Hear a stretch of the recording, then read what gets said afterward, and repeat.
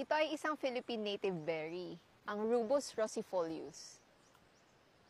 Ang ilang local names nito ay sampinit, sagmit, at sapinit.